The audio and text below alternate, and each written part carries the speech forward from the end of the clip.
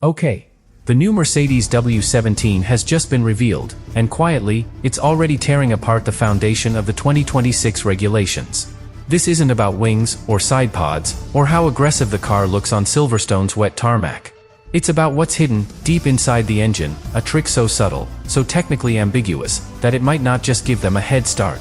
It could destroy the balance of power the FIA spent years trying to create. And what's even more concerning, is that Mercedes knew this day would come.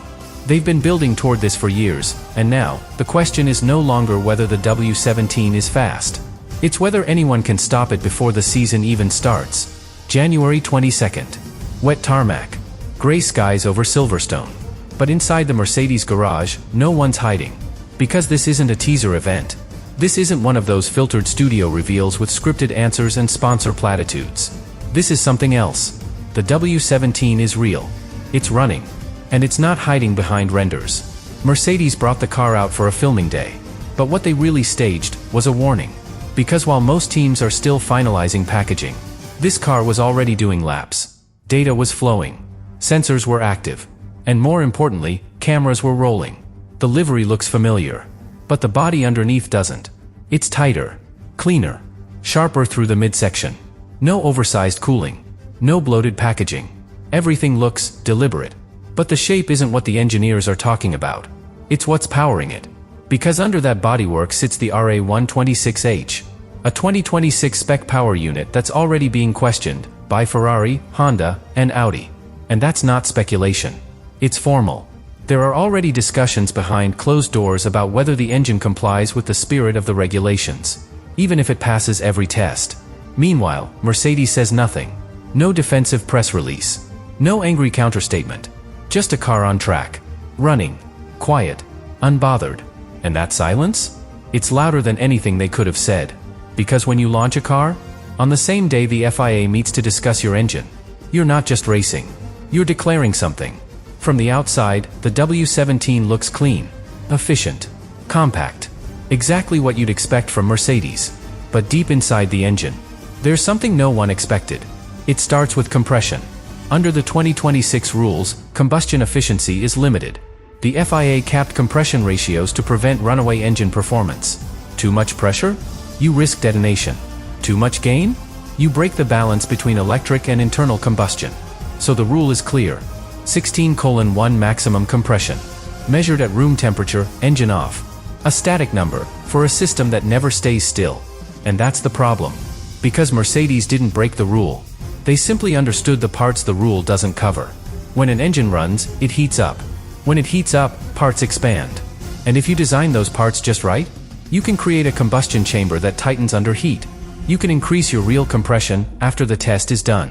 Sources suggest Mercedes has engineered this exact trick into the RA126H. They pass every FIA inspection, because those inspections happen cold. But once the engine is racing, it becomes something else entirely. And the results? On paper, 16:1.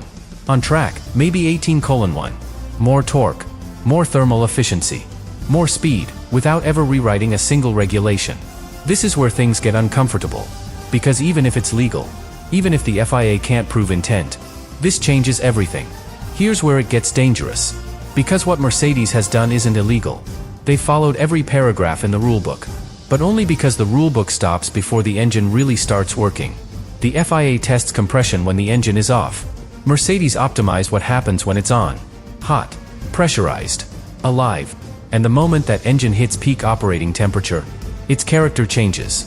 Not because of electronics, not because of fuel chemistry, but because of expansion, thermal behavior mapped and engineered to perfection.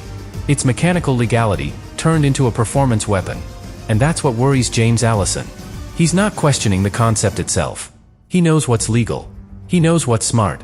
But according to internal sources, he's worried about the consequences. Because if the FIA lets this through, it's not just Mercedes who wins. It's everyone else who has to follow. And fast. That's the real twist. The second this loophole becomes accepted, Ferrari, Honda, Audi, they all need to go back and redesign their combustion chambers. Even if it means compromising reliability. Even if it means delaying launches. Even if it means legal war. And that war? It may have already started. This engine isn't just fast. It's quiet, controlled, untouchable. And that's what's making the rest of the grid nervous. Because the problem isn't just the performance. It's that no one knows where the limit is anymore. Thermal behavior used to be a reliability factor, something you managed. Now, Mercedes turned it into an advantage. And if it works, if it holds together across full race distances. They've just rewritten how engines are supposed to be developed in this era. But here's the part no one's explaining publicly. If this trick works in 2026, it's unfixable for a full season. The power units are homologated. No performance updates allowed. No mid-season revisions. So if Mercedes gets through Bahrain, Jeddah, Melbourne with this spec intact, it doesn't matter if the FIA later decides it's too much. Because it'll be too late. That's why Ferrari is furious. Why Honda is already retesting their combustion tolerances. Why Audi has started whispering about legal interpretations and fairness clauses. This goes beyond racing. It touches the core of what the 2026 reset was supposed to be. A clean start. A level field. A balanced energy model between electric and combustion. Mercedes isn't breaking that balance. They're making everyone else realize they may have never understood it in the first place. This isn't just about Mercedes being fast. It's about what happens now that everyone knows they're ahead. Because the rest of the grid, especially the engine manufacturers, are now stuck between two impossible choices. Do they hold their ground and defend the original intent of the regulations? Or do they pivot, scramble, and risk breaking their own reliability windows just to stay close? Neither option is clean. Both come with consequences. And Mercedes? They're not waiting. Ferrari is rumored to have frozen their combustion model too early, months before Mercedes finalized theirs. They designed for compliance. Mercedes designed for evolution. Honda, working with Aston Martin, now faces a different dilemma. Do they gamble late into the homologation window? Or do they rush out something safe and get left behind by round 3? Even Audi, who hasn't run a competitive F1 engine yet, suddenly finds themselves in a political crossfire. They were promised a reset, technical parity. Now they're watching one team stretch the rules, and another two threatening to walk if nothing is done. But this doesn't stop at power units. Because if Mercedes starts 2026 with even a 0.2 advantage and holds it, that affects development budgets, wind tunnel allocation, upgrade timelines. And that means the gap grows, not shrinks. This is how dynasties start.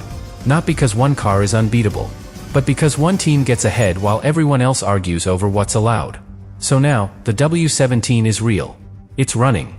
And unless the FIA moves fast, it's going to define how this new era begins. Not just in points, but in how teams interpret every rule that follows.